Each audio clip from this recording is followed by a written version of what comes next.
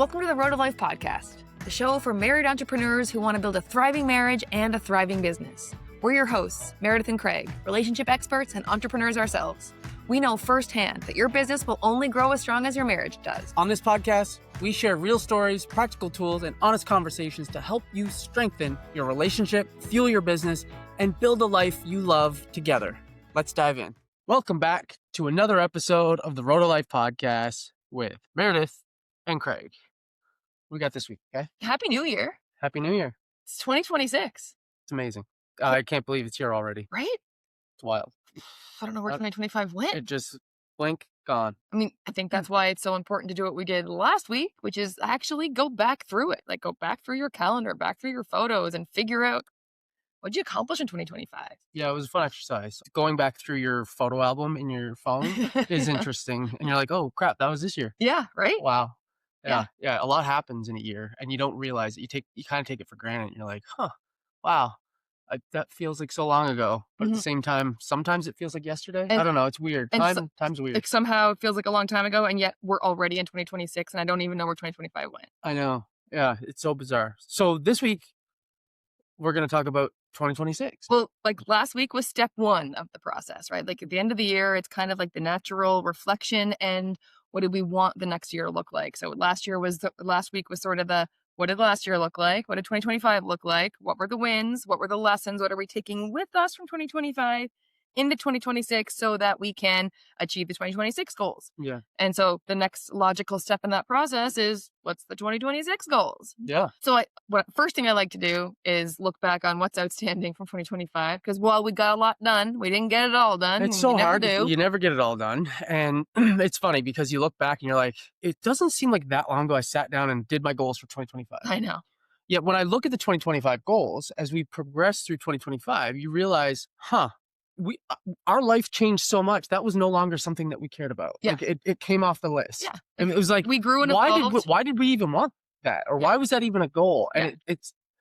it's just funny how back to time being just a weird thing. Mhm. It doesn't feel like that long ago we did that exercise, but then you're looking at the goal and you're like, wow, that feels like a long time ago that I wanted that. Or, Yeah. I don't want that anymore. It's funny. I was reading emails that we send to our list. Yeah.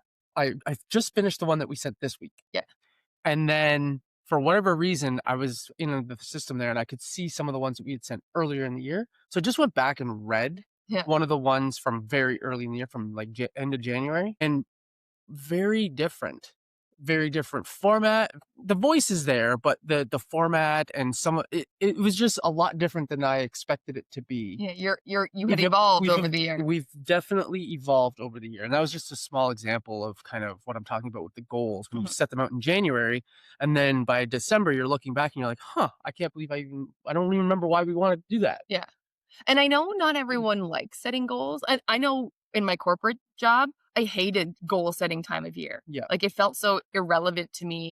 And it's a very different vibe when you set goals that are literally important for you. And your mission. Yeah. Because, and we learned this the hard way several years ago, if you want to get somewhere, you have to know where that place is. For sure. So we talk to our clients about it all the time. Yeah. And so that's the whole point of goals. Like I just want to kind of destigmatize goal setting a little bit, because in corporate, I hated it. And now I love it because it's where do I want to go so that I can actually get there. Yes.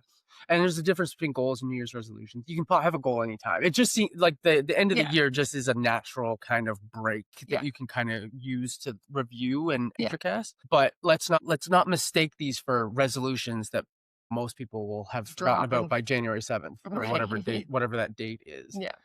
Yeah, totally. And so I think the first step on the goal process, obviously we did the first step last week, but is now, to your point, are the goals that we haven't hit yet, do we still even want those? Are those coming forward with us into 2026, or are we leaving some of those in 2025? Yeah. So that's sort of step one of like, what are the 2026 goals? Mm-hmm. And then like the next step is, okay, well now what do we want to achieve in 2026? And one thing we've learned over the last couple of years, and it's been reinforced with research we read just lately, is that performance-based goals versus outcome-based goals, performance-based goals are way more effective. Yeah. So it's like building the habit. It's Yeah, the basically action. I'm going to go to the gym every day versus I want to lose 40 pounds. Correct. 40 pounds being the outcome. Yeah. But going to the gym every day, building that habit, Yeah. you're going to actually, as a byproduct of doing that every day, lose the 40 pounds. Yeah. You're going to achieve that outcome-based goal or whatever. Based on the process. But if you just focus on the habit. Right. So like, I want to win the championship is the outcome. Cool. But the performance-based goal is, I'm going to practice the fundamentals every day. Yeah, exactly. And so trying to ensure that the 2026 goals are more performance. There's going to be an outcome-based goal here and there because there are some big things you want to achieve, but primarily having the bulk of your goals be performance-based goals. Yeah. And the research backs that those are the ones that people will achieve and more often. For good reason, because one, it's things within your control. Totally. You can't fully control everything that goes into winning a championship. You do not know anything about the other team. You don't know the weather. There's a lot of things you cannot There's some control. luck involved for sure. So it is fully within your control, your performance-based goals. It also bypasses the fear of failure. And I think the fear of failure is something that holds a lot of people back. It's actually, I think, the primary reason for procrastination. We're afraid we're going to fail, so I'm going to keep putting it off and keep putting it off and keep putting it off so that I don't know for sure if I'm going to fail or not. So it bypasses that part completely. Plus, it's sustainable. It builds sustainable improvements that you can continue to build on and build momentum and continue forward. So for those three main reasons, it's way more effective than outcome-based goals.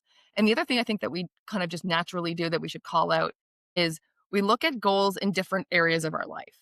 Like, it's not just all professional-based goals.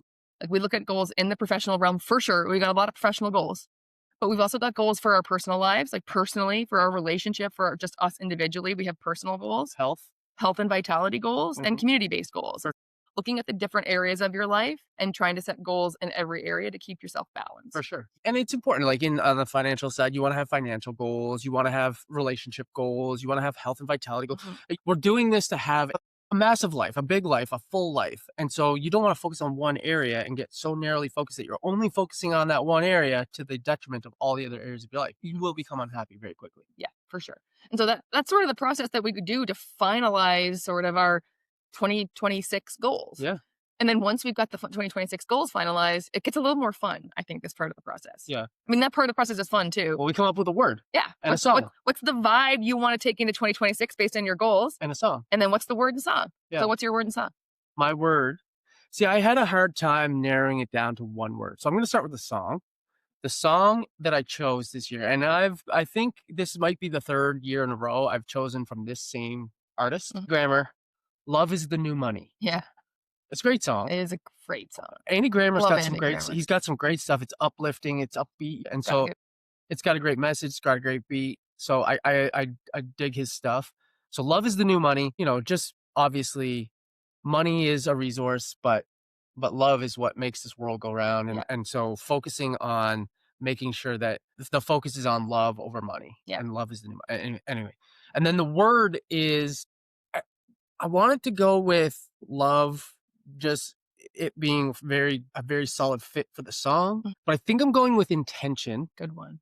And intention, I think, is where I can move that into love. Obviously, we're going to be intentional with who I spend my time with, how I show love to people, who gets my energy, where I'm spending my time, who I'm spending my time with, what I'm spending it on, what am I doing with my time? We only have a finite amount of time, unfortunately, on this planet. Fortunately or unfortunately, I guess it depends how you look at it. If you're having a great time, you want to stick around for as long as you can.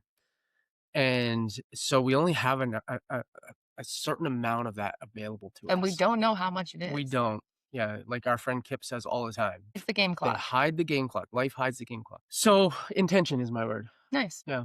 So my song for 2026 is Jason Mraz, who I also find to be more upbeat. More upbeat. Yeah, he's got good message in his songs. And this song is I Feel Like Dancing. Because I feel like dancing through 2026. Yeah. Like, I want to bring that energy into 2026. I love it. And my word for 2026 is open.